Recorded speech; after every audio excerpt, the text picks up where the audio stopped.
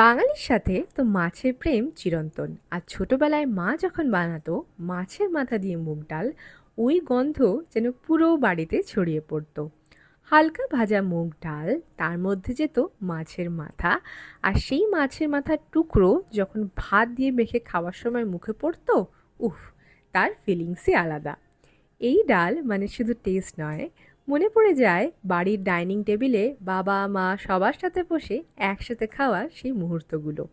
আজও আমি সেই নস্টালজিয়ার ফ্লেভার তুলে নিয়ে এসেছি মাছের মাথা দিয়ে মুগ ডাল বানিয়ে। তোমাদের মধ্যে কার কার প্রিয় এটা জানিও কমেন্টসে। বাঙালির সাথে তো মাছের প্রেম চিরন্তন। আর ছোটবেলায় মা যখন বানাতো মাছের মাথা দিয়ে মুগ ডাল, ওই গন্ধ যেন পুরো বাড়িতে ছড়িয়ে পড়তো। হালকা ভাজা মুগ ডাল, তার মধ্যে যেত মাছের মাথা, আর সেই মাছের মাথার টুকরো যখন ভাত দিয়ে মেখে খাওয়ার সময় মুখে পড়তো, উফ, তার ফিলিংসই আলাদা। এই ডাল মানে শুধু টেস্ট নয়, মনে পড়ে যায় বাড়ির ডাইনিং টেবিলে বাবা মা সবার সাথে বসে একসাথে খাওয়ার সেই মুহূর্তগুলো। আজও আমি সেই নস্টালজিয়ার ফ্লেভার তুলে নিয়ে এসেছি মাছের মাথা দিয়ে মুগ ডাল বানিয়ে। তোমাদের মধ্যে কার কার প্রিয় এটা জানিও কমেন্টসে।